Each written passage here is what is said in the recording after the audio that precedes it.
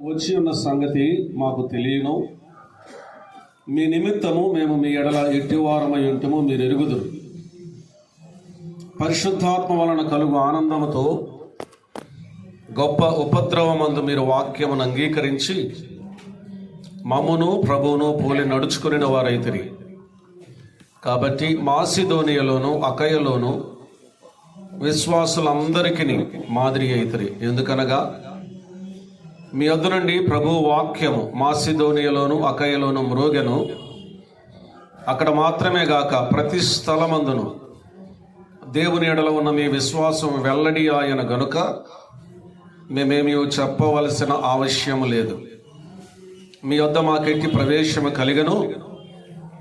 అక్కడ జనులు మమ్మను గూర్చి తెలియజెప్పుచున్నారు. మరియు మీరు విగ్రహములను విడిచిపెట్టి జీవము గలవాడును సత్యవంతుడు నాకు దేవునికి దాసులగటకును దేవుడు మృతులలో నుండి లేపిన యేసు అనగా రాబోవు ఉగ్రత నుండి మనలను తప్పించుచున్న ఆయన కుమారుడైన యేసు పరలోకము నుండి వచ్చునని ఎదురు చూచుటకును మీరు ఎలాగూ దేవుని వైపునకు తిరుగుతారో ఆ సంగతి వారే తెలియజేయుచున్నారు. ప్రార్థన చేద్దాం.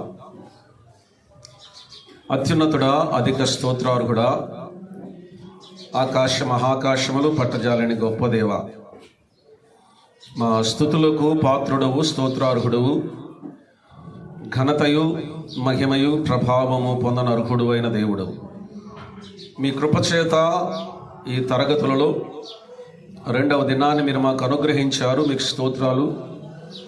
మొదట మీ దాసుని నిలుపుకొని అందించిన పాఠాలను బట్టి స్తోత్రాలు. మాకు మీరు అనుగ్రహించిన గొప్ప రక్షణను బట్టి నాయన అదంతా విలువైనదో మీరు మాకు తెలియజేశారు. మీకు స్తోత్రాలు చెల్లించుకుంటున్నాం.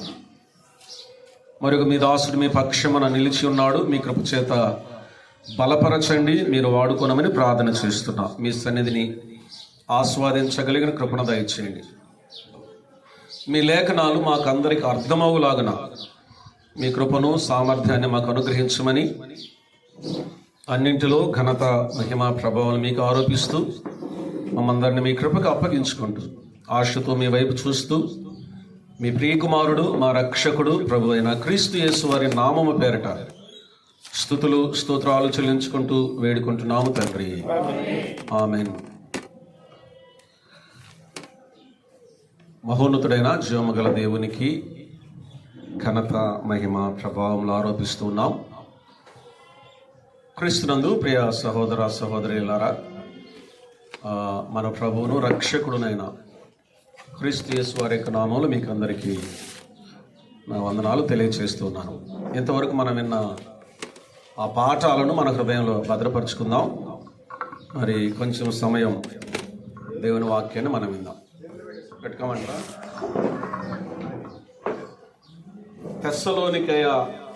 తెస్సలోనికైలకు రాసిన మొదటి పత్రిక ధ్యానాలు మనం చేస్తూ ఉన్నాం. అపోస్తులైనటువంటి పౌలు గారు రాసిన మొదటి పత్రిక, తెస్సలోనికైలకు రాసిన మొదటి పత్రిక. ఈ పత్రికను మనం 4 భాగాలుగా విభజించాం. ఆ విభజన నిన్నటి దినాన మనం చూడగలిగాం. మొదటి అధ్యాయం మొదటి వచనంలో వందనం అనే విషయాన్ని మనం చూచాము. వందనం, ఆయన వందనాలు తెలియచేసేటప్పుడు దేవుని యొక్క దైవత్వాన్ని తెలియచేస్తూ క్రీస్తు కూడా దేవుడే అనే సంగతి మనకు రూఢి చేస్తూ ఉన్నాడు. అంటే క్రీస్తు యొక్క దైవత్వాన్ని ఆయన ప్రస్తావిస్తూ వస్తాడు. దాదాపుగా పత్రికలన్నింటిలో కూడా క్రీస్తు దైవత్వంలో చిన్నవాడని, తండ్రి ఉన్నాడు, ఆయన కుమారుడు కాబట్టి తక్కువ వాడని, ఆ విధమైన ఏ విధమైన వ్యత్యాసం కానీ భేదం లేనే లేదు. త్రిత్వమై ఉన్నటువంటి దేవుడు తండ్రి, కుమార, పరిశుద్ధాత్మ. త్రిత్వమై ఉన్నటువంటి దేవునికి ఉన్న పేర్లు ఏంటంటే తండ్రి, కుమారుడు, పరిశుద్ధాత్మ. కుమారుడు అనేది ఆయన పేరు, కానీ తక్కువతనం మాత్రం ఆయన టైటిల్ అని అంటారు. కుమారుడు అనగా మనం ఏమనుకుంటాం సహజంగా తండ్రి, కుమారుడు అంటాం. కానీ యేసుక్రీస్తు ప్రభువారి కుమారత్వం, కుమారుడు ఎందుకన్నారంటే అది ఆయనకి ఇవ్వబడిన టైటిల్. త్రిత్వమైనటువంటి దేవుల్లో ముగ్గురికి ఇవ్వబడినటువంటి పేర్లలో తండ్రి, కుమార, పరిశుద్ధాత్మ. క్రీస్తు యొక్క దైవత్వాన్ని నిరూపిస్తూ ఆ పరిచయ వాక్కుల్లోనే ప్రస్తావించాడు ఎవరు? పౌలు గారు. వందనం అనే విషయాన్ని మనం చూచాం. మొదటిగా 1వ అధ్యాయం 1వ వచనంలో వందనం.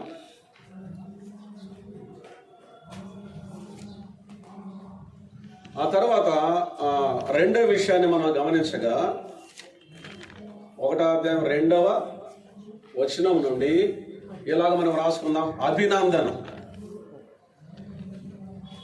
అభినందన.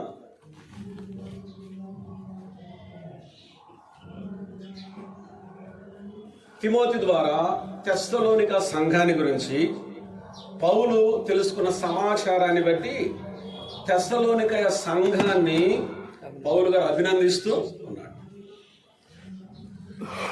ఎలా అభినందిస్తున్నాడంటే వారి సాక్ష్యాన్ని బట్టి. వారి సాక్ష్యాన్ని బట్టి. రెండవదిగా వారి శక్తిని బట్టి. మూడవదిగా వారి సేవను బట్టి. నాలుగవదిగా వారి సహనాన్ని బట్టి. కనుక వారికి ఉన్న సాక్ష్యాన్ని బట్టి, శక్తిని బట్టి, సేవను బట్టి, సహనాన్ని బట్టి వారిని అభినందిస్తూ ఉన్నాడు. వారి గురించినటువంటి సాక్ష్యం ఏంటి? విశ్వాసముతో కూడిన పని.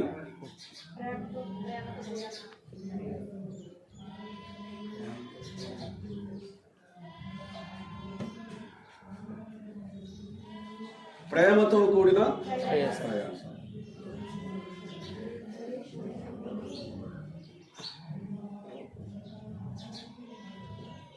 మూడవది నిరీక్షణతో కూడిన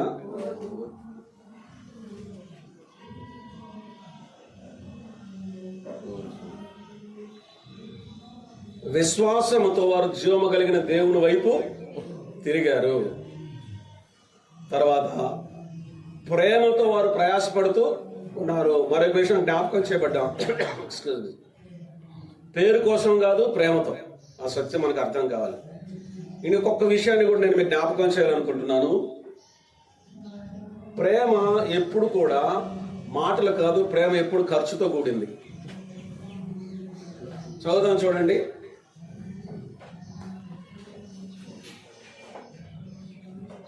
యోహాను రాసిన మొదటి పత్రిక వరకు చదువుకుంటూ వెళ్ళిపోదాం. 3వ అధ్యాయం 18వ వచనం చదువుతున్నాను చూడండి.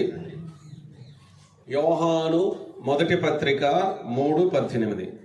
చిన్నపిల్లలారా, మాటతోనూ నాలుకతోనూ కాక, తర్వాత ఏమనండి? క్రియతోనూ సత్యముతోనూ ప్రేమింతుము. 1వ యోహాను 3:18. మాటతోనూ నాలుకతోనూ కాక క్రియతోనూ సత్యముతోనూ ప్రేమింతుము. ఇంకో మాట ఏంటంటే, అందులో ప్రధానమైన అత్యున్నతమైన మాదిరి దేవుడే. మనందరికీ పరిచయమైన లేఖన భాగం. యోహాను అనగానే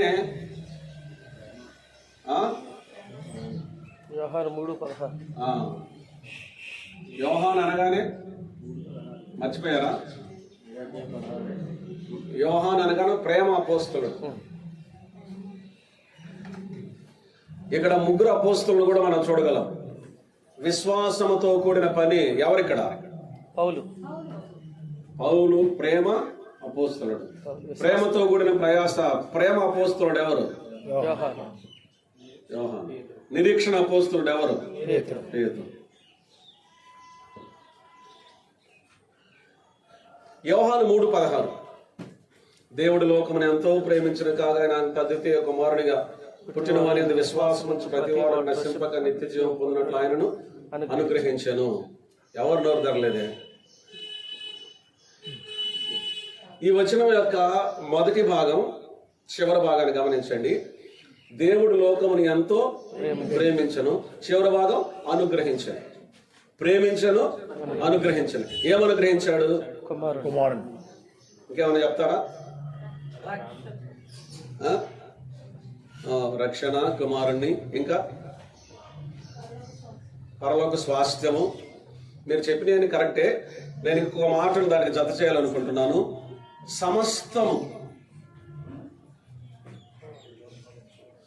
సమస్తము అనుగ్రహించాడండి. మీకేమైనా అర్థమైందా? దేవునికి ఉన్న సమస్తం ఎవరు? ప్రభునేసు క్రీస్తు వారే. అందుకే రోమిలకు రాసిన పత్రికలు ఏమన్నాడు తెలిసిన? ఆయనతో పాటు సమస్తమును మనకెందుకు అనుగ్రహింపుడు అన్నాడు. క్రీస్తును అనుగ్రహించాడంటే ఆయన సమస్తాన్ని మనకు అనుగ్రహించాడని అర్థం. హెబ్రీయులకు రాసిన పత్రికలు ఏమనింది? సమస్తమునకు ఆయనను వారసునిగా నియమించను అనుంది. కనుక ఇక్కడ అర్థమయ్యే విషయం ఏంటంటే, ప్రేమ మాటతో నాలుకతో కాదు, ప్రేమ క్రియతో కూడింది, సత్యముతో కూడింది. మనకు అర్థమయ్యే భాష చెప్తున్నాను. ప్రేమ ఖర్చుతో కూడింది, మాటలు మాత్రం కాదు. ఆ సత్యం మనకు అర్థం కావాలి. తర్వాత మనం గమనిస్తే నిరీక్షణతో కూడిన ఓర్పు. ఈ నిరీక్షణతో కూడిన ఓర్పు ప్రభువైన యేసుక్రీస్తు వారి యొక్క రెండవ రాకడ. రోమా 12:12 ఏమని చెప్తుందంటే, నిరీక్షణ గలవారై సంతోషించుచు, శ్రమయందు ఓర్పు గలవారై, ప్రార్థన యందు పట్టుదల కలిగి ఉండుడి అన్నాడు. నిరీక్షణ గలవారై సంతోషించుచు. ప్రభు రాకడ మనల్ని ఎల్లప్పుడూ సంతోషింపచేస్తుంది. ఈ నిరీక్షణ పరిస్థితులకు లేక ఈ సంతోషము పరిస్థితులకు అతీతమైంది. ఆ సత్యం మనకు అర్థం కావాలి. నిరీక్షణ గలవారే సంతోషించు అన్నాడు కదా. ఈ సంతోషం ఏదైతే ఉందో భూమి మీద జరిగే సంభవాలకు ఆ సంతోషానికి సంబంధం లేదు. సహజంగా భూమి మీద జరిగే సంభవాలు ఏంటి? ఆలోచన చేస్తే భూకంపాలు, సునామీలు, కరువులు, తెగుళ్ళు, కరోనాలు అన్నా కదా. వీటన్నిటికి అతీతమైంది, వీటితో సంబంధం లేనిది ఏమిటి? సంతోషం. ఏ సంతోషం? నిరీక్షణతో కూడా సంతోషం. ఏమిటా నిరీక్షణ? శుభప్రదమైన నిరీక్షణ. అంటే ఏంటి అర్థం? ప్రభువైన యేసుక్రీస్తు వారి యొక్క రాకడ. నాకేమనిపిస్తుందంటే, ఈ సంభవాలు ఇంకొక రకంగా సంతోషాన్ని ఎక్కువగా కలుగజేస్తున్నాయి. కారణం ఏంటి? ఆయన రాకడ సమీపంగా ఉందని తెలియజేయబడుతుంది కాబట్టి. కనుక ఈ నిరీక్షణ ఏదైతే ఉందో అది పరిస్థితులకు అతీతమైన నిరీక్షణ. పరిస్థితులకు సంబంధం లేదు అనే సత్యం మనకు అర్థం కావాలి. వారు కూడా, తెస్సలోనిక సంఘములో ఉన్నటువంటి విశ్వాసులు కూడా, వారు జీవించిన కాలంలోనే, వారు బ్రతికి ఉన్న కాలంలోనే యేసుక్రీస్తు ప్రభు వారు వస్తాడని ఎదురు చూశారు. కానీ అక్కడ జరిగిన విషయం ఏంటంటే, కొంతమంది చనిపోయారు. అంటే నిద్రించారు, లేక ప్రభు దగ్గరికి వెళ్ళిపోయారు. అది వాళ్ళకి కొంచెం గలిబిలి కలిగించి, అయోమయాన్ని కలిగించింది. పౌలు గారు అన్నాడు, సువార్తలో భాగంగా రక్షణ, నిరీక్షణ. రక్షణ ఏంటి? మనం రక్షింపబడటం, యేసుక్రీస్తు ప్రభు వారి ద్వారా రక్షింపబడటం. నిరీక్షణ ఏంటి? ఆయన మరలా వచ్చి మనలను తీసుకొని పడటం. రక్షణ క్రీస్తు ద్వారా, నిరీక్షణ క్రీస్తు రాకడ. అయితే కొంతమంది మధ్యలోనే వెడలిపోయిన సందర్భాన్ని బట్టి కూడా గలిబిలింది. మరి వీళ్ళు ఏమవుతారు? ముందుగా చనిపోయినటువంటి వారు, లోకాన్ని విడిచిపెట్టిన వారు ఏమవుతారు అనే వారిలో ఉన్న సందేహాన్ని బట్టి కూడా పౌలు గారి పత్రిక రాశాడు. 4వ అధ్యాయం యొక్క సారాంశం. ఒక రకంగా చెప్పాలంటే 13వ వచనం నుండి చనిపోయిన వారు ఏమవుతారు అనే సత్యాన్ని అక్కడ తెలియచేశారు. అంటే వీరు నిరీక్షణ కలిగి, నేను ముందుగా చెప్పాను, విగ్రహాలను విడిచి దేవుడి వైపు తిరగటం అది ఒక సాహసోపేతమైన కార్యం. అంత సులువైన విషయం కాదు ఆ దినాలలో. అయినా వారు ప్రభువును వెంబడించుట ద్వారా వచ్చిన సమస్యలన్నిటిని కూడా ఈ నిరీక్షణతో ఎదుర్కొంటూ ఉన్నారు. ఏవైతే ఎదురవుతూ ఉన్నాయో, తర్వాత మరలా చూద్దాం ఆ విషయం. ఏవైతే ఎదురవుతున్నాయో ప్రతికూల పరిస్థితులు, ఇవన్నీ శాశ్వతం కాదు, తాత్కాలికమే, అప్రస్తుతమే. కానీ మాకు ఒక నిరీక్షణ ఉంది. ఏమిటా నిరీక్షణ? ప్రభు రాకడతో ఇవన్నీ కూడా ముగిసిపోతాయి. అని నిరీక్షణ కలిగి ఓర్చుకుంటూ ఉన్నారు. మనకు కూడా ఇందులో ఒక అన్వయం ఉంది. ఒకటి, మనం ఏ పని చేసినా కూడా విశ్వాసంతో చేయాలి. ప్రభు పని ఎలా చేయాలి? విశ్వాసంతో చేయాలి. అంటే ఏంటి అర్థం? తెస్సలోనిక హెబ్రీలకు రాసినటువంటి పత్రికలు ఏముంది? విశ్వాసం లేకుండా దేవునికి ఇష్టమైనట అసాధ్యమనియు, దేవుడు ఉన్నాడనియు చదవలేదు ఎప్పుడు? ఆయన ఫలము దయచేవాడని నమ్మవలెను కదా అని అన్నాడు. విశ్వాసానికి నిర్వచనము 1వ వచనంలోనే చెప్పాడు. విశ్వాసం అనున్నది నిరీక్షింపబడు వాటి యొక్క నిజస్వరూపమును అదృశ్యమైనవి అనుటకు రుజువునైనదని నిర్వచనం 1వ వచనంలో చెప్పి దానికి వివరణ 6వ వచనంలో చెప్తున్నాడు. అంటే ఏంటి అని, దేవుడు ఉన్నాడనియు, ఆయన నమ్మువారికి ఫలము దయచేవాడనియు నమ్మవలెను కదా అనేది విశ్వాసము అని అన్నాడు. వినండి, దేవుడు ఉన్నాడు, ఆయన ఏం చేస్తాడు? ఆయన నమ్మిన వారికి ఫలము దయచేస్తాడు అన్నాడు. కనుక విశ్వాసము ద్వారా పని చేసినప్పుడు ఫలము ఎక్కడ ఆశించాలి?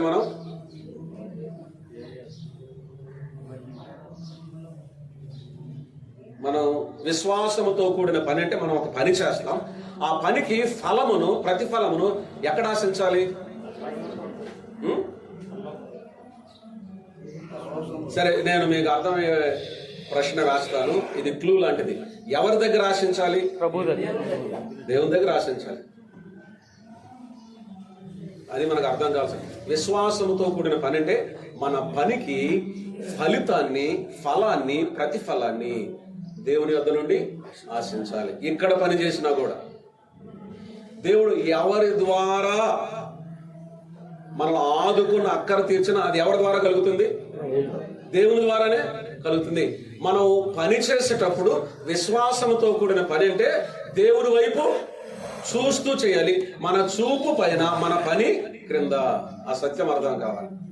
అందుకే 12వ అధ్యాయం అంటాడు హెబ్రీలకు రాసిన పత్రికలో, ఇంత గొప్ప సాక్షి సమూహం మేఘములే మనలను ఆవరించినందున మనమును ప్రతి భారమును సులువుగా చిక్కులు పెట్టి పాపమును విడిచిపెట్టి విశ్వాసమునకు కర్తయు, ఆ మాట గుర్తు పెట్టుకోండి, విశ్వాసమునకు కర్తయు, దానిని కొనసాగించువాడనైనా యేసు వైపు చూచుచు మన ఎదుట ఉన్న పందెం ఓపికతో పరిగెత్తు.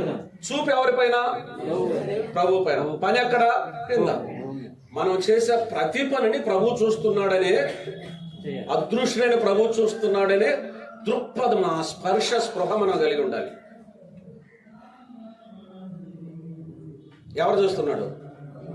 కొన్నిసార్లు మనం ఉద్దేశపూర్వకంగా మనుషులు చూడాలని చేస్తాం. అర్థమవుతుందా? ఎవరు చూడాలని చేస్తాం? మనుషులు చూడాలని చేస్తాం. రెండో పాయింట్ ఏం తెలిసిన, చూడకపోతే చేసినామని చెప్పుకుంటాం. అవునా? ఒకటి, చూడాలని చేస్తాము, చూడకపోతే ఏం చేస్తాం? నాకు అటువంటి వాళ్ళు ఎదురయ్యారు కాబట్టి ఒక చెప్తాను, అనుభవంతో చెప్తున్నా ఆ విషయం. కానీ నిజంగా చూచేది, నిజంగా ప్రతిఫలం ఇచ్చేది ఎవరు? ఒక రకంగా చెప్పాలంటే యోహాను రాసినటువంటి మొదటి పత్రికలో 3 పదాలు ఉపయోగించాడు. ఎవరు? యోహాను గారు. పిల్లలారా, యవనులారా, తర్వాత పెద్దలారా, తండ్రులారా. పిల్లలారా, యవనస్తులారా, తండ్రులారా. ఇది శరీర సంబంధమైన, భౌతిక సంబంధమైన వయస్సును బట్టి ప్రస్తావించింది కాదు యోహాను గారు. ఆత్మీయమైన వయస్సును బట్టి ప్రస్తావించింది. క్రొత్తగా నమ్ముకున్నవారు పిల్లలు, కొంత ఎదిగిన వారు యవనస్తులు, ఇంకా ఎదిగిన వారు తండ్రులు. ఇప్పుడు తెస్సలోనిక సంఘం ఏ స్థితిలో ఉంది? వాస్తవానికి చెప్పాలంటే పిల్లల స్థితిలో ఉంది. పిల్లలారని చెప్పొచ్చు. కొంతకాలమే అయింది. ఆ కొంతకాలంలో కూడా వారిని అభినందించదగిన విషయం ఏంటంటే వారు దేవుని వైపు చూస్తూ పనిచేస్తారు. కనుక నిజమైన ఫలము, నిజమైన ప్రతిఫలం దయచేసేది జీవము కలిగిన దేవుడే. ఎవ్వరు చూడకపోయినా, ఎవ్వరు గుర్తించక పోయినా మన అంతరంగాన్ని చూచి గుర్తించి ప్రతిఫలం ఇచ్చేది ఎవరు? దేవుడే. కానీ ఇప్పుడు ఆయన మనకు కనపడ్డు, అదృశ్యుడు. కానీ మనం చెయ్యాలి. దాన్ని ఏమంటారు? ఈ మాట చెప్తే మీకు అర్థమైనట్టే, విశ్వాసము. సహోదరులు చాలా చురుగ్గా ఉన్నారే. విశ్వాసముతో కూడిన అని. రెండోది మనం చూస్తున్నాం, ప్రేమతో కూడిన ప్రయాసనగా, పేరు కోసము కాదు. అర్థం కావటానికి తల్లిదండ్రులను లేక తల్లిదండ్రులు పిల్లలకు కావలసినవన్నీ సమకూరుస్తారు, ఏదైనా చేస్తారు. పేరు కోసమా, ప్రేమతోనా? అది అర్థమైతే చాలు మనకి. అలాగునే ప్రతి ఒక్కరి ఎడల కూడా మనం ఏ పని చేసినా ఎలా చేయాలి? ప్రేమతో చేయాలి. ప్రేమతో ఎప్పుడు చేయగలమంటే ప్రభు ప్రేమ మనకు అర్థమైనప్పుడు. ఉదాహరణకు మనం దేవుడు మనల్ని ఎందుకు పిల్లల్ని ఇస్తాడు చెప్పండి? భూమి మీద విస్తరించమన్నాడు, మంచిదే. ఇంకా మీకు తెలిసిన కారణం ఏమన్నా ఉందా? పిల్లలు.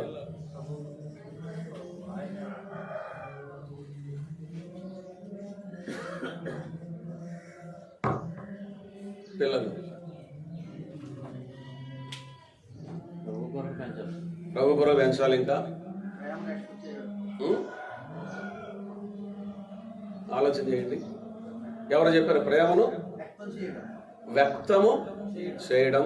ఓకే, మన పిల్లలను మనం ప్రేమించేటప్పుడు మనకు అర్థం కావాల్సిన విషయం ఏంటంటే, ఇంతకంటే దేవుడు నన్ను ఎక్కువ ప్రేమిస్తున్నాడని అర్థం చేసుకోవటానికి.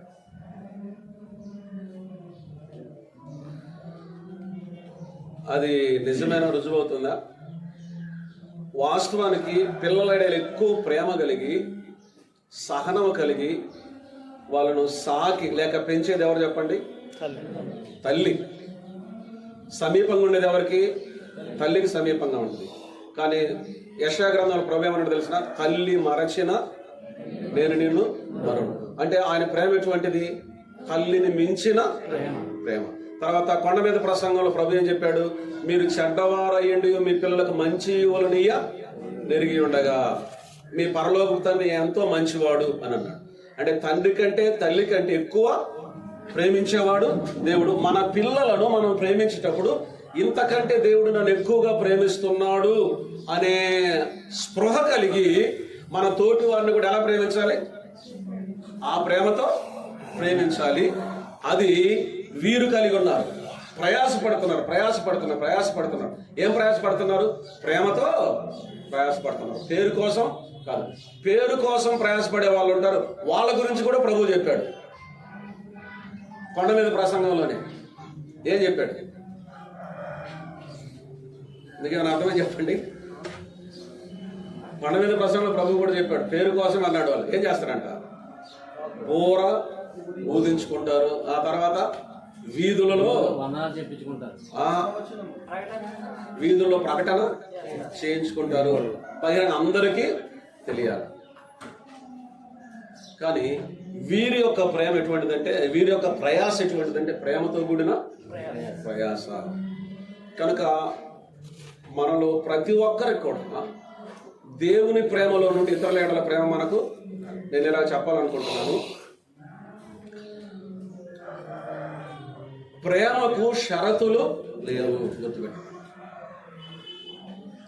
ప్రస్తుత దినాలలో ఒకే సూత్రాన్ని నేను అనుసరిస్తా ఉన్నా. ఒకే సూత్రం ఏంటంటే, ప్రేమకు షరతులు లేవు, క్రమములో రాజీ లేదు. గుర్తుపెట్టుకోండి. రాసుకోండి, లేకపోతే మనసులో గుర్తుపెట్టుకోండి చాలు. ప్రేమకు షరతులు లేవు, రుజువు. దేవుడు మన ఎడల చూపిన ప్రేమ. మనం ఎటువంటి వారమైతే ప్రభు ప్రేమించాడు చెప్పండి? రోమ 5 ప్రకారం చెప్పండి. బలహీనులమై ఉండగా, భక్తిహీనులమై ఉండగా, పాపులమై ఉండగా, శత్రువులమై ఉండగా ఆయన మనల్ని ప్రేమించడం. అంటే ఏ షరతు లేకుండా ఆయన మనల్ని ప్రేమించాడు. అదే సంగతిని 5:5 రోమ 5:5 అంటాడు. పౌలుకు ఏమన్నా తెలిసిన? దేవుని ప్రేమ పరిశుద్ధాత్మ వలన మన హృదయంలో కృమ్మరించబడి ఉన్నది. దేవుని ప్రేమ ఏ ప్రేమ? షరతులు లేని ప్రేమ. ఏంటది? మనం బలహీనులమై ఉంటే ప్రేమించాడా? భక్తిహీనులమై ఉంటే ప్రేమించాడు. పాపులమై ఉంటే ప్రేమించాడు. శత్రువులమై ఉంటే ప్రేమించాడు. మనలను ఇష్టపడి ఆయన ప్రేమించలేదు, ఆయన ప్రేమించేవాడు కనుక మనలను ప్రేమించాడు. కనుక ఒక వ్యక్తిని మనం ప్రేమించాలంటే ఆ వ్యక్తిలో ఉండే విషయాలన్నీ మనం ఇష్టపడాల్సిన అవసరం లేదు. ప్రేమించడానికి ఇష్టానికి వాక్య ప్రకారం సంబంధం లేదు. ప్రభు అంటాడు, తన ఆపాద మస్తకం హింసిస్తున్న వారిని తండ్రి వీరేమి చేయించున్నారో వీరు ఎరుగరు కనుక వీరిని క్షమించుము అని అన్నాడు. కనుక ప్రేమకి ఎప్పుడు కూడా షరతులు లేవు. మన ప్రేమ కూడా షరతులు లేనే ప్రేమ. మరలా ఈ మాటకు వస్తున్నా నేను. తల్లిదండ్రులు పిల్లల్ని ఎలా ప్రేమిస్తారు? ఎలా ఉన్నా ప్రేమిస్తారు, అవునా కాదు? ఎలా ఉన్నా ప్రేమిస్తారు. కనుక నేను అంటున్నాను, క్రీస్తు ప్రేమ మనలో నుండి ఇతరులకు బయలుపరచబడాలి. అంటే క్రీస్తు ప్రేమ మన ద్వారా ఇతరులకు ప్రత్యక్షపరచబడాలి, లేక ఆచరణాత్మకంగా. కనుక ప్రయాసలో ఏముండాలంటే ప్రేమ ఉండాలి. ఆ తర్వాత నిరీక్షణతో కూడిన ఓర్పు అనే మాట మనం చూస్తున్నాం. మీరు అందరు ప్రసంగికులు కనుక ఈ విషయాలు ధ్యానం చేసుకోవచ్చు. అయితే గమనించండి, వారి సాక్ష్యాన్ని బట్టి. ఏమిటి వారి సాక్ష్యము? విశ్వాసంతో కూడిన పని, ప్రయాసతో కూడిన ప్రేమ, ఆ ప్రేమతో కూడిన ప్రయాస, నిరీక్షణతో కూడిన ఓర్పు. దానికి పౌలు గారి యొక్క స్పందన ఏమిటి? లేక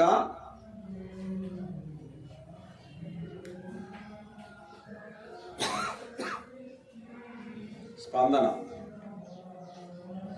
వినండి. పౌలు, శీలయు, తిమోతియు మీకు శుభమని చెప్పి రాయనది అని అన్నారు. వారి సాక్ష్యాన్ని బట్టి వీరి యొక్క స్పందన ఏమిటి? 3 విషయాలు ఉన్నాయి.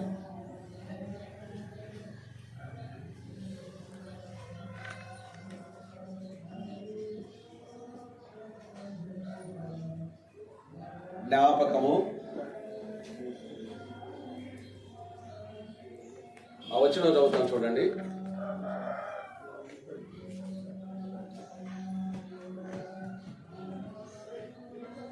రెండు 3 వచనాలు. విశ్వాసంతో కూడిన మీ పనిని, ప్రేమతో కూడిన మీ ప్రయాసమును, మన ప్రభువైన యేసుక్రీస్తునందుల నిరీక్షణతో కూడిన మీ ఓర్పును మేము మన తండ్రి అయిన దేవుని ఎదుట మానక జ్ఞాపకము చేసుకొనొచ్చు. మా ప్రార్థనల యందు మీ విషయమై విజ్ఞాపనము చేయొచ్చు. మీ అందరి నిమిత్తం ఎల్లప్పుడూ దేవునికి కృతజ్ఞతాస్తుతులు చెల్లించుచున్నాము. స్పందన ఏంటి చెప్పాలి తెలిసిన? జ్ఞాపకము, విజ్ఞాపన.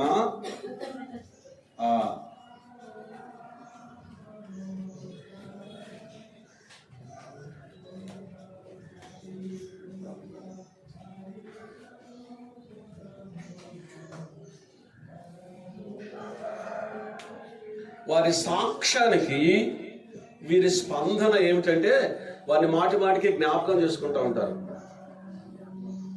ఒకసారి ఒక చోట సభలు జరుగుతుంటే నేను మరి కొంతమంది దైవజనులు ఉన్నారు, సంభాషణలో మాట్లాడుతూ అంటే అర్థం కావడానికి చెప్తున్నాను. మధ్యలో ఒక దేవుని సేవకుని పేరు ఎత్తాడు ఒక వ్యక్తి. ఇంకొక ఆయన ఏమన్నాడంటే, ఈ శుభ సందర్భం ఆ పేరు ఎందుకు లేండి అని అన్నాడు. అర్థమని చెప్పిన మాట. ఒక సేవకుని పేరెత్తితే ఇంకొక ఆయన ఏమన్నాడు, ఈ శుభ సందర్భంలో ఆయన పేరు ఎందుకు లేండి అన్నాడు. అంటే అర్థం ఏంటి? నీకేమైనా అర్థమైందా?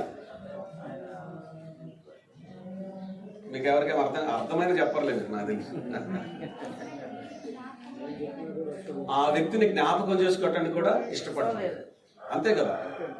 ఈ శుభ సందర్భం, ఈ మంచి సమయంలో ఆ పేరు ఎందుకు లేండి అంటే అర్థం ఏంటి? ఆ వ్యక్తిని జ్ఞాపకం చేసుకోవటానికి కూడా ఇష్టపడటం. కారణం ఏంటి? ఆ వ్యక్తి యొక్క సాక్ష్యాన్ని.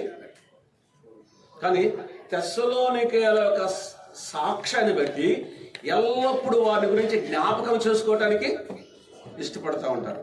కొన్నిసార్లు మనం, నా వ్యక్తిగత అనుభవం చెప్తున్నా, కొన్నిసార్లు మనం పడుకుని నిద్రపోయే ముందు కానీ, మెలకు వచ్చినప్పుడు కానీ, కొన్ని జ్ఞాపకాలు రాకూడదని అనుకుంటాం, కొన్ని జ్ఞాపకాలు వస్తే బాగుండని అనుకుంటాం. కానీ తెస్సలోనికైల యొక్క సాక్ష్యం ఏంటంటే వారిని జ్ఞాపకం చేసుకోవటానికి వీరు ఇష్టపడుతూ ఉన్నారు. కనుక వారిని గురించి ఎల్లప్పుడూ మీ గురించి మేము ఎల్లప్పుడూ జ్ఞాపకము చేసుకొనొచ్చు అని అన్నారు. కనుక తెస్సలోనికైల యొక్క జ్ఞాపకము పౌలు, శీల, తిమోతికి సంతోషాన్ని కలిగిస్తుంది. కనుక మనకు అర్థమయ్యే భాష చెప్పాలంటే, అచ్చ తెలుగులో చెప్పాలంటే మధుర జ్ఞాపకాలు అంటారు కదా. మధుర జ్ఞాపకాలు అంటే ఏంటి అర్థం? స్వీట్ మెమొరీస్ అని అంటారు. అంటే ఏంటి అర్థం? ఆ జ్ఞాపకం చేసుకొని మరలా జ్ఞాపకం చేసుకుంటాం. ఈ మాట వినండి, జ్ఞాపకం జ్ఞాపకార్థం కాదు, గుర్తుపెట్టుకోండి. జ్ఞాపకాలు వేరు, జ్ఞాపకార్థాలు వేరు. ఆంగ్లంలో చెప్తే అర్థం అది. మెమొరీస్ వేరు, మెమోరియల్స్ వేరు. రెండు పదాలు ఉన్నాయి, మెమొరీస్ తర్వాత మెమోరియల్స్. జ్ఞాపకాలు, జ్ఞాపకార్థాలు. జ్ఞాపకాలు ఉన్నాయి, మెమొరీస్ ఉన్నాయి, జ్ఞాపకార్థాలు, మెమోరియల్స్ లేవు. ఆ సత్యం మనకు అర్థం కాలేదు. ఇక్కడ ఎప్పుడు జ్ఞాపకం చేసుకుంటున్నారు వీళ్ళు? సంవత్సరానికి ఒకసారి కాదు, బ్రతికే ఉన్నాడు వాళ్ళు తెస్సలోనికైలు. ఎప్పుడు జ్ఞాపకం చేసుకుంటున్నాడు? అనుదినము, లేక మానక అని అన్నాడు అక్కడ పదం. ఏమన్నాడు? మానక. విశ్వాసుల యొక్క మాదిరి ప్రతి సందర్భంలో మానక మన జ్ఞాపకంలోనికి వస్తాయి. అందుకే మీకు ముందుగా ఉన్న వారికి విశ్వాసాన్ని అనుసరించుడి అంటే అదే జ్ఞాపకాలు. వారిని జ్ఞాపకం చేసుకుని ఒక క్లిష్టమైన సమయంలో వారి విశ్వాసాన్ని ఎలా ప్రదర్శించారో జ్ఞాపకం చేసుకొని అలాగ మనం జయించడానికి వారి అనుభవాలు మనకు పనికి వస్తాయి. అది మాదిరి కూడా. అది ఎప్పుడు? సంవత్సరానికి ఒకసారి కాదు, ఎప్పుడు అవసరమైనప్పుడల్లా మానక మన జ్ఞాపకంలోనికి వస్తాయి. కొన్నిసార్లు కొంతమంది భక్తులు కొన్ని క్లిష్టమైన సందర్భం మన జ్ఞాపకానికి వస్తారు. కారణం ఏంటి? క్లిష్టమైన పరిస్థితులు దాని వల్ల వారు ఎలాగో జయించారనే సంగతి మనకు అర్థం కావటండి. విశ్వాసాన్ని అందుకే ఏమన్నారు తెలిసిన? వారి విశ్వాసమును ఏమన్నాడు? వెంబడించుడు అన్నాడు. సరే, అనుసరించుడైనా వెంబడి వారి విశ్వాసాన్ని వెంబడించండి. విశ్వాసం అంటే ఏంటి?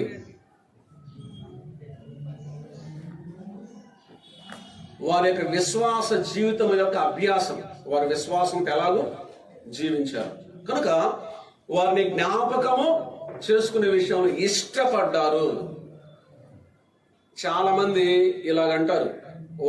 ఇలాగ తరగతులు జరుగుతుంటే సేవకుల తరగతుల్లో ఒక ఆయన లేచి జ్ఞాపకార్థాలు లేవండి అని చెప్తే ఆయన అన్నాడు, నీతిమంతుని జ్ఞాపకం చేసుకున్నట ఆశీర్వాదకరంగా అని అన్నాడు. అప్పుడు నేను చెప్పాను, జ్ఞాపకాలు ఉంటాయి కానీ జ్ఞాపకార్థాలు ఉండవు. వారిని మానక జ్ఞాపకం చేసుకుంటున్నారు. సంవత్సరానికి ఒకసారి గుర్తుపెట్టుకోండి. వారి సాక్ష్యం విషయంలో వీరి స్పందన ఏమిటంటే వారిని జ్ఞాపకం చేస్తున్నారు. రెండవదిగా దేవునికి విజ్ఞాపన చేస్తున్నారు. వారి సాక్ష్యం వినండి, వారిని బట్టి వీరి దృష్టి దేవుని వైపు మరలింది. వారి క్షేమం కోసం వీరు విజ్ఞాపన చేస్తూ ఉన్నారు. ఎవరి క్షేమం కోసం? తెస్సలోనికయ సంఘం కోసం విజ్ఞాపన చేస్తూ ఉన్నారు. తర్వాత మూడో విషయాన్ని మనం గమనిస్తే కృతజ్ఞతాస్తుతులు చెల్లించు. కృతజ్ఞతాస్తుతి అంటే ఏంటి అర్థం? మంచి విషయాలను బట్టి ప్రభువును మనం స్తుతిస్తాం. వారి జ్ఞాపకం వచ్చినప్పుడు ప్రభువును స్తుతిస్తూ ఉంటూ ఉన్నారు.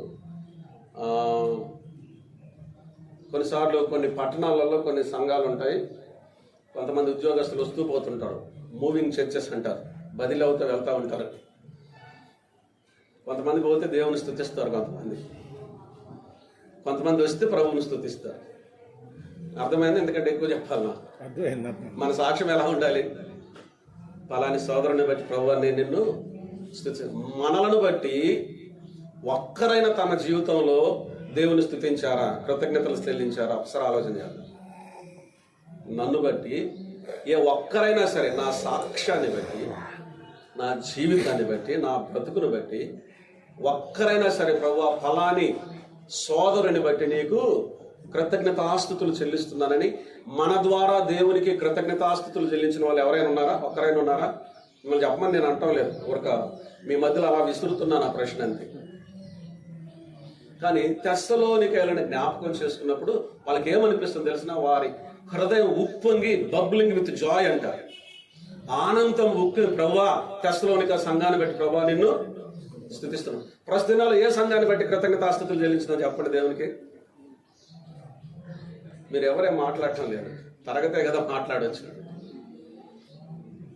ప్రస్తుతమనే మన అసెంబ్లీస్లో, మన సంఘాల్లో ఏ సంఘాన్ని బట్టి, ఫలాని సంఘాన్ని బట్టి ప్రభువా నేను నీకు కృతజ్ఞతాస్తుతులు చెల్లిస్తున్నానని చెప్పగలం? లేవని నేను అన్నాను.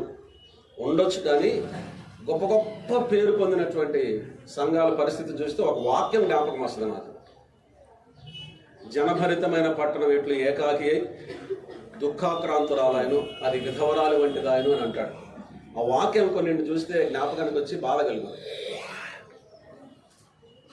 క్రీస్తునందు ప్రియులారా, మన వ్యక్తిగతంగా కానీ, కుటుంబాన్ని బట్టి కానీ, మన స్థానిక సంఘాన్ని బట్టి కానీ, సేవకులే కానీ, ఇతరులే కానీ దేవునికి కృతజ్ఞతాస్తుతులు చెల్లించే రీతిగా ఉండాలి. అదే తెస్సలోనికైల యొక్క మాదిరి. తర్వాత మాదిరి అయితిరి అని అంటాడు. తర్వాత దాటి వెళదాం. తర్వాత రెండో విషయానికి మనం వచ్చినప్పుడు శక్తి ఒక జ్ఞాపకం చేసి ముగిస్తాను. చదువుదాం, చూడండి. వచ్చిన విశ్వాసంతో కూడిన పనికి, ప్రేమతో కూడిన ప్రయాసకు, నిరీక్షణతో కూడిన ఓర్పుకు వారి స్పందన ఏమిటి అంటే జ్ఞాపకం చేసుకుంటూ ఉన్నారు, విజ్ఞాపన చేస్తూ ఉన్నారు, కృతజ్ఞతాస్తుతులు చెల్లిస్తూ ఉన్నారు. ఆ తర్వాత 4-5 వచనాలు మనం చదువుదాం, లేక 6వ వచనం వరకు చదువుదాం.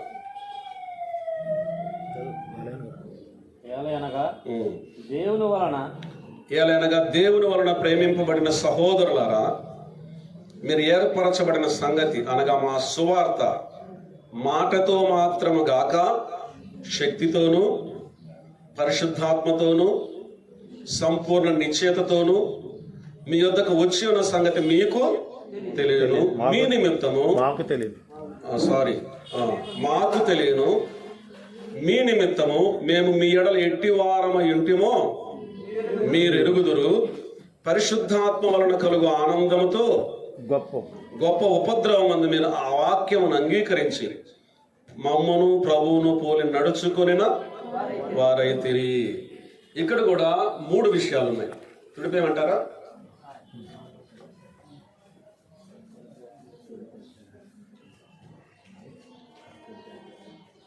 మీ ఎదుట ఉంచి ముగిస్తాను.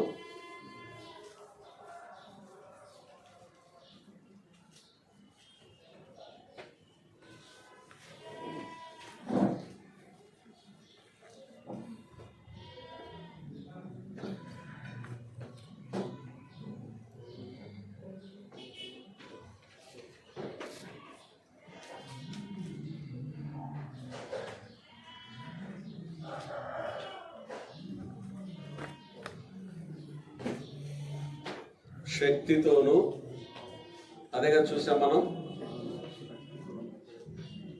శక్తితోనూ పరిశుద్ధాత్మతోనూ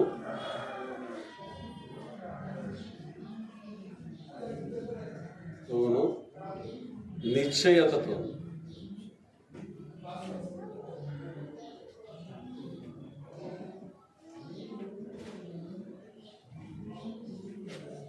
సువార్త.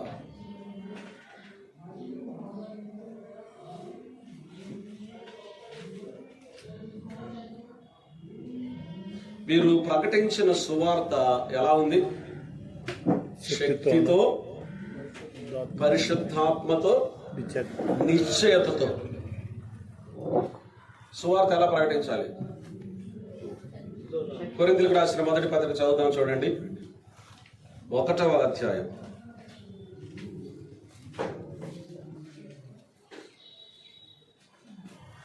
ఒక 2 వచనాలు చూపించి ముందుకెళ్తాను. కొరింథీయులకు రాసిన మొదటి పత్రిక 1వ అధ్యాయము 17వ వచనాన్ని చదువుతున్నాను, రాసుకోండి.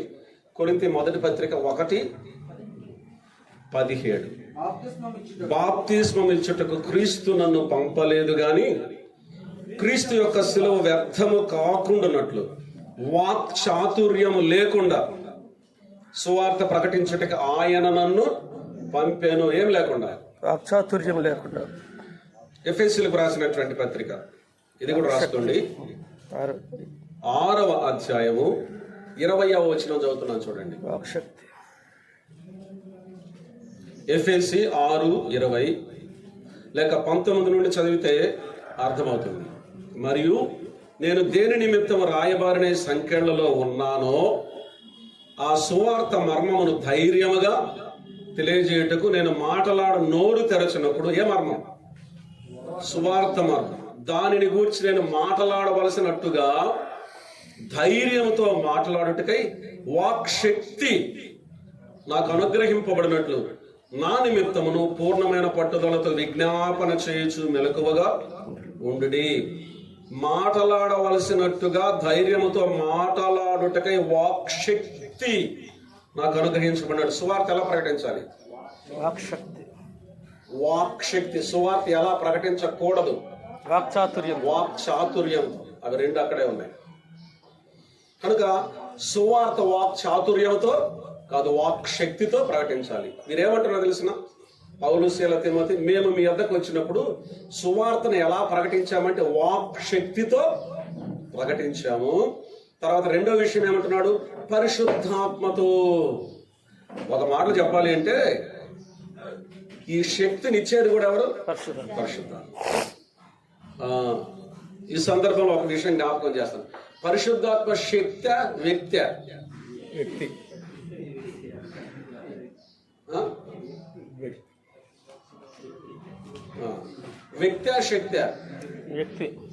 వ్యక్తి.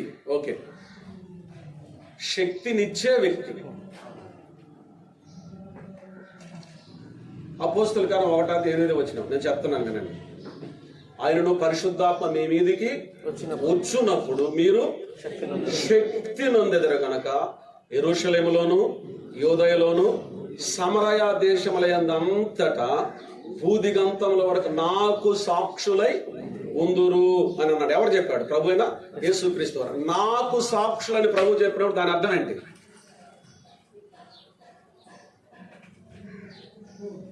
యేసు ప్రభు అన్నాడు భూదిగంతముల వరకు నాకు. మరి నాకు సాక్షులని ప్రభు చెప్పి దానికి అర్థం ఏంటి? సువార్తే. కొరింథీ మొదటి పత్రిక 15:3-4 ఏలైనగా లేఖనముల ప్రకారం క్రీస్తు మన పాపముల నిమిత్తం మృతి పొందెను, సమాధి చేయబడను, లేఖనముల ప్రకారం 3వ దినమున లేపబడను. పై భాగంలో అంటారు తెలిసిన? ఈ సువార్త వలన మీరు రక్షింపబడుతుంది. సర్వలోకానికి వెళ్ళి సువార్తను ప్రకటించండి. ఎప్పుడు? పరిశుద్ధాత్మ మీ మీదకి వచ్చినప్పుడు మీరు శక్తి నొందెదరు గనక. ఇదిగో ఈ వలయము సువార్త అంటే, సువార్త అంటే ఏంటో తెలిసిన? ఈ వలయం అంతా కూడా క్రీస్తే. ఇంకా వేరే దేనికి కూడా స్థానం లేదు ఇక్కడ. సువార్త అంటే క్రీస్తు అంతే. ఇప్పుడు ఈ వలయం ఇది సువార్త అని మనం అనుకున్నాం అనుకోండి. ఈ సువార్తలు ఏమేమి పెడతాం? భాగాలు. ఎన్ని భాగాలు చేద్దాం? ఎన్ని భాగాలు చేద్దాం చెప్పండి? ఎన్ని భాగాలు చేద్దాం? ఎన్ని భాగాలు చేసినా అన్నిట్లో క్రీస్తే. ఎక్కడైనా సువార్త అంటే క్రీస్తు. వేరే దేనికి కూడా స్థానం. ఇప్పుడేం సువార్త ప్రకటించబడుతుంది? ఒక రకంగా చెప్పాలంటే మొత్తం క్రీస్తే. ఇప్పుడు ప్రకటించబడే సువార్త అనకూడదు, కానీ ఇప్పుడు ప్రకటించబడే సువార్తను ఏదైతే చెప్పుకుంటున్నాడో దానిలో క్రీస్తే లేడు. అది విచారకరమైన విషయం. కనుక ఈ సువార్తను ప్రకటించడానికి శక్తినిచ్చేది ఎవరు? పరిశుద్ధాత్మ. కనుక మీ మధ్య మేము శక్తితో సువార్త ప్రకటించామంటే దానికి గల కారణం ఏంటంటే పరిశుద్ధాత్మతో నింపబడి సువార్తను ప్రకటించాము అని అన్నాడు. ఆ తర్వాత ఇంకో మాట ఏమన్నాడు? నిశ్చయతతోను అని అన్నాడు. నిశ్చయత, ఒక రకంగా చెప్పాలంటే ఈ నిశ్చయత కూడా కలుగు చేసేది ఎవరు? పరిశుద్ధాత్మ. మధ్యలో పరిశుద్ధాత్మ, ఒకవైపు శక్తి, మరి ఒకవైపు నిశ్చయత. మీ మధ్య మేము చేసిన పరిచర్య ఏదైతే ఉందో అది ఎలా చేసాం? పరిశుద్ధాత్మతో చేసాం. మనం చెప్పుకున్న కదా ముందు, ప్రస్తుతం పరిచర్య ఎవరిది? ఎవరి ద్వారా జరిగిస్తున్నాం? ఎవరి ద్వారా జరిగించాలి? పరిశుద్ధాత్మని ద్వారానే. కనుక మీ మధ్యకు వచ్చినటువంటి సువార్త ఏదైతే ఉందో శక్తితోనూ పరిశుద్ధాత్మతోనూ నిశ్చయతతోనూ. ఇంకో మాట నేను చెప్తున్నాను, ఉన్నారు మీరు ఇక్కడ? నిశ్చయత లేకపోతే అది సువార్తే కాదు.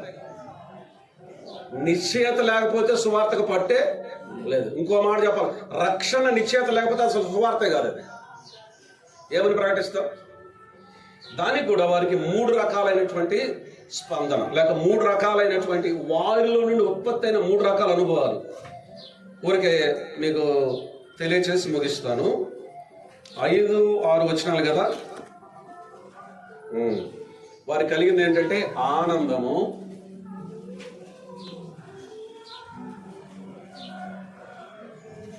తర్వాత అంగీకారము,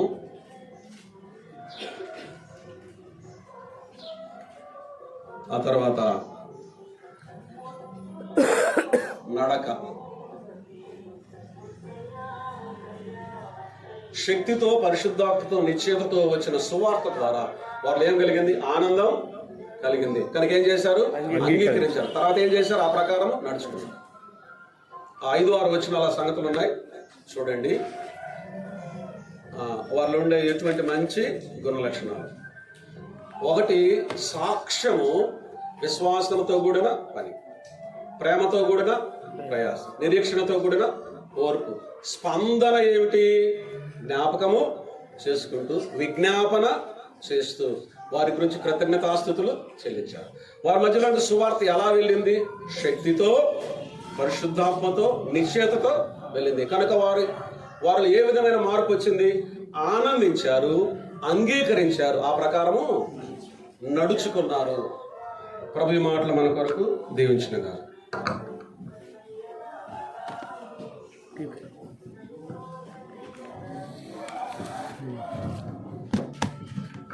మంచిది ప్రియులారా, చాలా అమూల్యమైన సంగతులు దేవుడు తన దాసుని ద్వారా తెస్సలోనిక పత్రికలో నుంచి మనకి వినిపిస్తూ ఉన్నారు.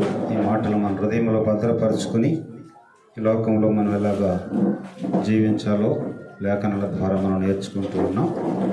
ఈ సమయంలో మరి మనకి టీ బ్రేక్ ఉంది. టీ బ్రేక్ ఇస్తూ